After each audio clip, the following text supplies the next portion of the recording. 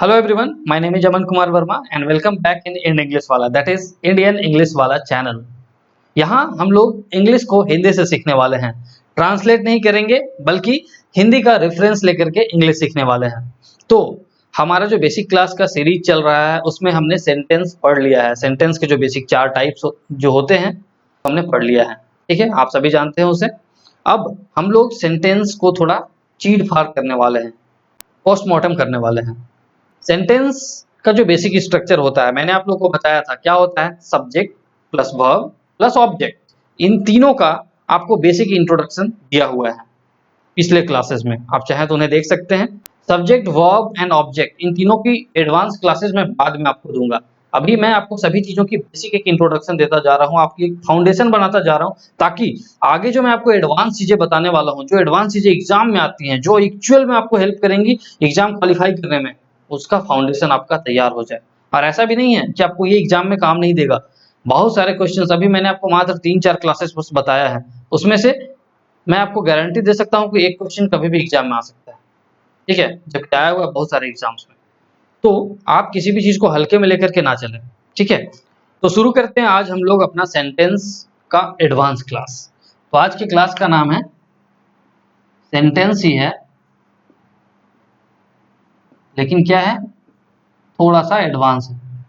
देखिए, पूरे के पूरे ग्रामर में आपको बस सेंटेंस ही पढ़ना है, इसीलिए सेंटेंस का पोस्टमार्टम करके, सेंटेंस को चीर फाड़ करके उसमें कितनी चीजों का यूज हुआ है, कितने इंग्रेडिएंट्स मिल करके सेंटेंस का फॉर्मेशन हुआ है, वो आप अच्छे से सीख जाइए।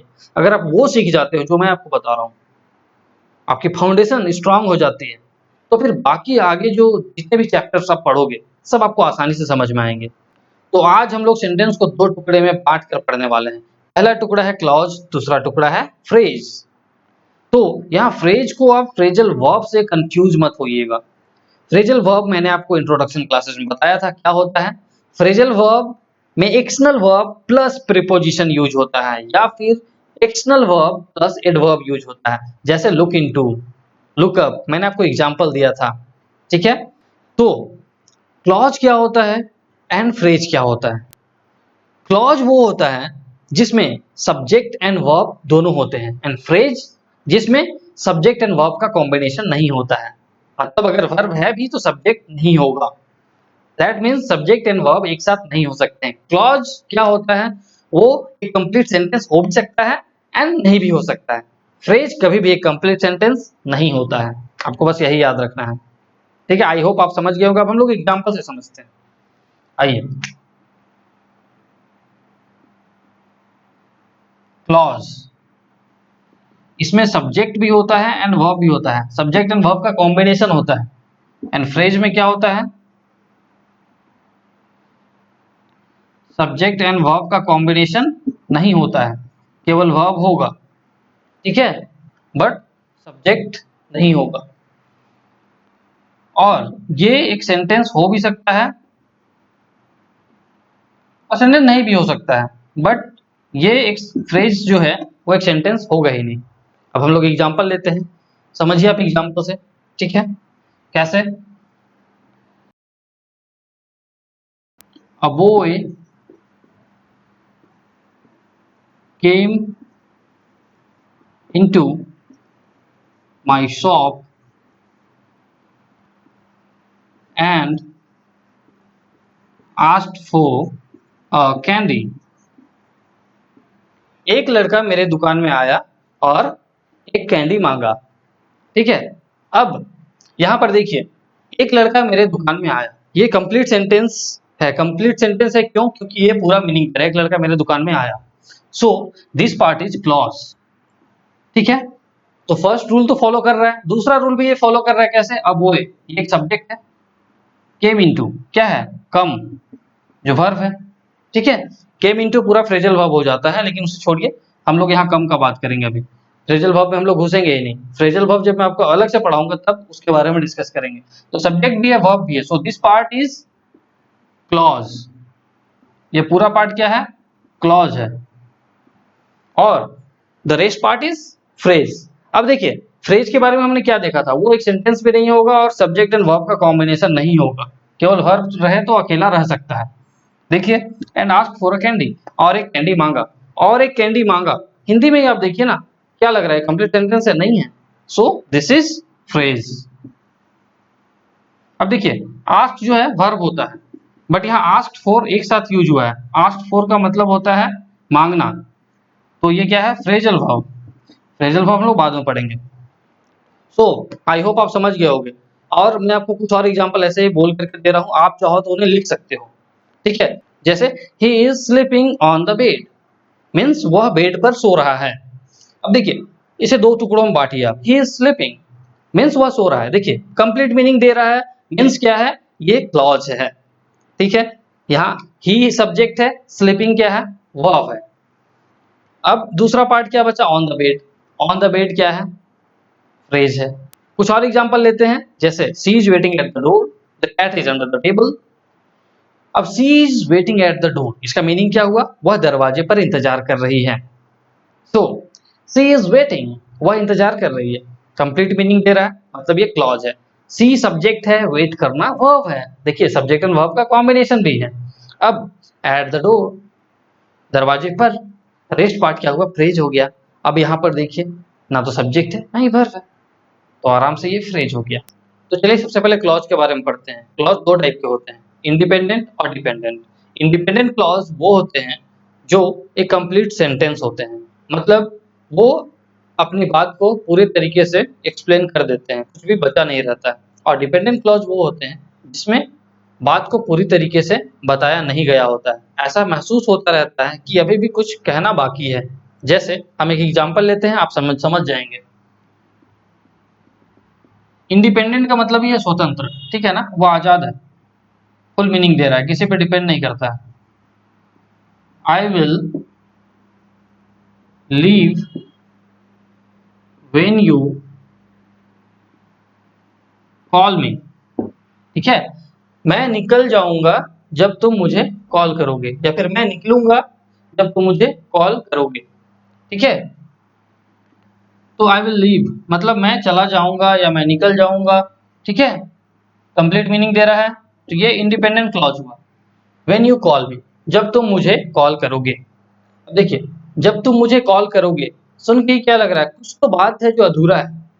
ठीक है, जब तुम मुझे कॉल करोगे मतलब कब? कुछ तो बात है, तब क्या होगा जब कॉल करोगे तो? इसीलिए क्या है? डिपेंडेंट क्लॉज है। आई होप आप समझ रहे होगे। कुछ और एग्जांपल्स हम लोग लेते हैं।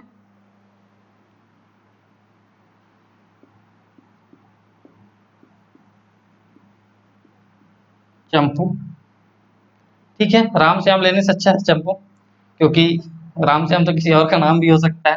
तो Champu doesn't talk to anyone after 9 PM। Okay, Champu किसी से बात नहीं करता है रात 9 बजे के बाद, मतलब रात 9 बजे के बाद चंपू किसी से बात नहीं करता है। ठीक है, अब देखिए, चंपू किसी से बात नहीं करता है, Champu doesn't talk to anyone, complete meaning दे रहा है, दैट मींस ये क्या है? Independent clause. आई होप आप समझ रहे होंगे, यहाँ तक क्या है? Independent clause. आफ्टर 9 PM, 9 बजे के बाद। आप 9 बजे के बाद अगर बोल रहे हो तो ये कंप्लीट मीनिंग नहीं दे रहा है, लग रहा है कि हाँ 9 बजे के बाद कुछ और भी बात है जो बाकी रह गया बताना, तो इसीलिए क्या है? ये डिपेंडेंट क्लॉज है। जब इस डिपेंडेंट क्लॉज को इंडिपेंडेंट क्लॉज के साथ मिला देते हैं तो फिर ये दोनों मिलकर एक कंप्लीट मीनिंग देते हैं। डिपेंडेंट क्लॉज भी साथ में एक कंप्लीट मीनिंग देने लगता है। ठीक है, इसी तरीके से और भी हम लोग कुछ एग्जांपल ले सकते हैं। She follows him wherever he goes, वह उसे फॉलो करती है जहां भी वह जाता है। ठीक है, वह उसे फॉलो करती है, क्या कंप्लीट मीनिंग दे रहा है ना। और जहां भी वह जाता है, कंप्लीट मीनिंग नहीं दे रहा है, इसलिए जहां भी वह जाता है, वेयरएवर ही गोज, ये क्या हुआ? डिपेंडेंट क्लॉज हुआ। शी फॉलोज हिम, ये क्या हुआ? इंडिपेंडेंट क्लॉज हुआ। You should stick to your goal once you decide it. You should stick to your goal once you decide it. तुम्हें अपने गोल से जुड़े रहना चाहिए एक बार अगर तुमने इसे डिसाइड कर लिया तो। तुम्हें अपने गोल से जुड़े रहना चाहिए, क्या दे रहा है? कंप्लीट मीनिंग दे रहा है। कंप्लीट मीनिंग दे रहा है, दैट मीन्स ये इंडिपेंडेंट है, मीनिंग देने के लिए किसी पे डिपेंड होने की जरूरत नहीं है इसे। लेकिन जो दूसरा पार्ट है, वंस यू डिसाइड इट, एक बार अगर आपने डिसाइड कर लिया तो आपको अपने गोल से जुड़े रहना चाहिए। तो एक बार आपने डिसाइड कर लिया ये क्या है, अगर इसे अकेले कहा जाए तो ये कंप्लीट मीनिंग नहीं दे रहा है। आई होप आप समझ गए होंगे। देखिए डिपेंडेंट क्लॉज जनरली, अगर आप सपोज मैंने जो एग्जांपल आपको दिया हिंदी के रेफरेंस के थ्रू आपको समझाने का कोशिश किया, अगर आपको नहीं समझ में आ रहा है फिर भी अगर आपके सामने इंग्लिश एक लिखा हुआ आता है, एग्जांपल सेंटेंसेस लिखे हुए आते हैं, तो आप कैसे समझ पाओगे कि कौन सा डिपेंडेंट क्लॉज है। तो जनरली देखिए डिपेंडेंट क्लॉज जो होते हैं as, since, therefore, after, before, hence, unless, once, while, when, wherever, whereas, when, provided that, though, consequently, इन चीजों, बिकॉज, इन चीजों से वो शुरू होते हैं। ठीक है, इफ, एज इफ, इन चीजों से। ठीक है, she will call Champu if she loves him, means she will call Champu, वह चंपू को कॉल करेगी। ठीक है, कंप्लीट मीनिंग दे रहा है इफ सी लव्स हिम, अगर वह उसे प्यार करती है। तो अगर वह उसे प्यार करती, कंप्लीट मीनिंग नहीं दे रहा है ना। आई होप आप समझ गए होंगे। एक एग्जाम्पल बस दिमाग में रखो, कोई भी एग्जाम्पल, मैंने इतने सारे एग्जाम्पल आपको बताया, समझ में आ जाएगा। तो अब हम लोग आगे देखते हैं फ्रेज के बारे में। देखिए फ्रेज मैंने आपको एग्जांपल तो दे ही दिया था, फिर भी फ्रेज बहुत टाइप के होते हैं, जिसमें basically noun phrase, adjective phrase, verb phrase, prepositional phrase. ठीक है, ये चार फ्रेज बहुत इंपॉर्टेंट है। और बहुत सारे कुछ और ज्ञानी जन हैं जिन्होंने कुछ और भी डिराइव किया हुआ है टाइप्स।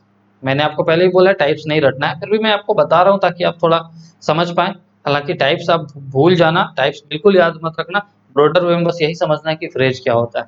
ठीक है, बस मैं यहाँ आपको एक कॉन्सेप्ट क्लियर करना चाहता हूँ इसलिए पूरा बता रहा हूँ।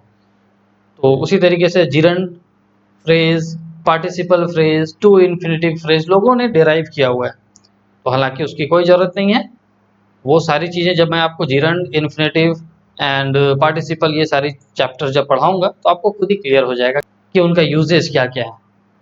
सो यहाँ पर हम लोग बेसिकली डिस्कस करेंगे noun phrase, adjective phrase, verb phrase and prepositional phrase, ये चार। तो नाउन फ्रेज क्या होता है, जिसमें नाउन का इंपॉर्टेंस होता है ना, नाउन की बात की जाती है। जैसे I love my pets, I love, ठीक है, मैं प्यार करता हूँ, कंप्लीट मीनिंग दे रहा है माई पेट्स।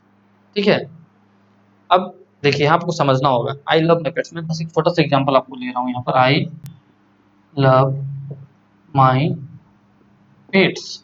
देखिए सब्जेक्ट है, वर्ब है, दैट मीन्स ये क्या है, पूरा क्लॉज है। और ये पार्ट में ना तो सब्जेक्ट है ना ही वर्ब है, सब्जेक्ट वर्ब का कॉम्बिनेशन नहीं है, इसलिए क्या है, ये फ्रेज है।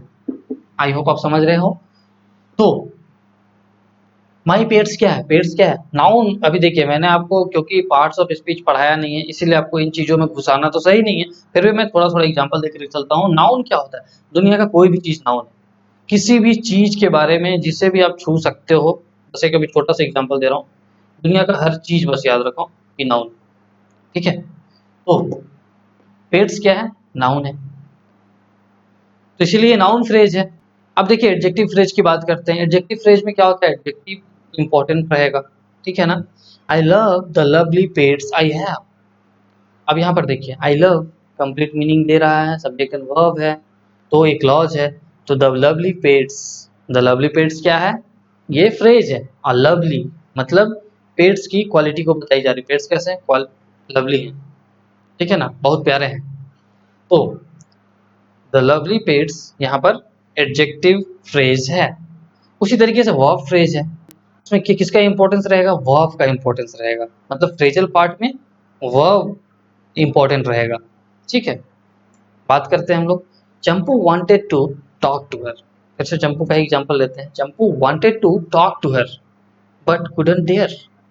अब देखिए चंपू उससे बात करना चाहता था, कंप्लीट मीनिंग दे रहा है तो ये क्लॉज है। ठीक है, सब्जेक्ट है, वर्ब है।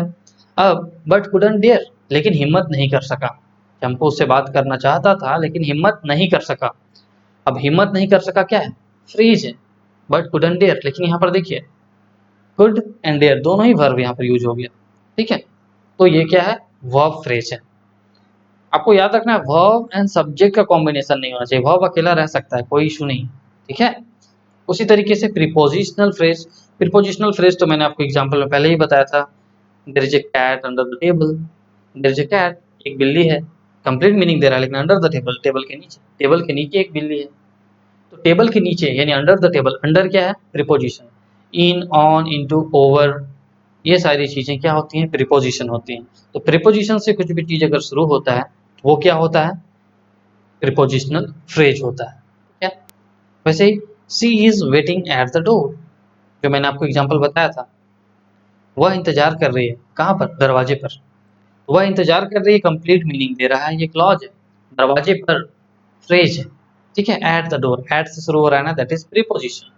ठीक है, he is sleeping on the bed, वह सो रहा है कहाँ, बेड पर। ठीक है ना, वह सो रहा है कंप्लीट मीनिंग दे रहा है, he is sleeping, complete meaning दे रहा है। ऑन द बेड, ऑन क्या है, प्रीपोजिशन है, तो on the bed prepositional phrase हुआ। आई होप आप समझ गए होंगे कि फ्रेज क्या होता है, क्लॉज क्या होता है। अगर आपको समझ में नहीं आया तो आप इसे रिपीट करके देखिए, आपको बिल्कुल समझ में आएगा। और अब हम लोग आगे सेंटेंस के और एडवांस स्ट्रक्चर के बारे में पढ़ेंगे, एडवांस फॉर्म के बारे में पढ़ेंगे और उसका पोस्टमार्टम करेंगे, और हम लोग पढ़ेंगे ऑर्डर, और समझेंगे कि सेंटेंस में और क्या-क्या चीजें हैं, क्या बारीकियां हैं जो आपको पार्ट्स ऑफ स्पीच या बाकी ग्रामर जानने से पहले ही जान लेनी चाहिए। तभी वो ग्रामर आपके दिमाग में अच्छे से घुसेगी, अदरवाइज पूरा ग्रामर आप जैसे ऑब्वियसली आप बहुत बार पढ़े होंगे लेकिन आपको समझ में नहीं आता, क्योंकि इन बेसिक्स जो चीजें हैं उन पे आपने काम ही नहीं किया। You must work on your foundation before you start preparing the topics of syllabus. Thank you. तो मिलते हैं अब नेक्स्ट क्लास में, और चैनल को सब्सक्राइब कीजिए, लोगों के साथ शेयर कीजिए और वीडियो को लाइक कीजिए।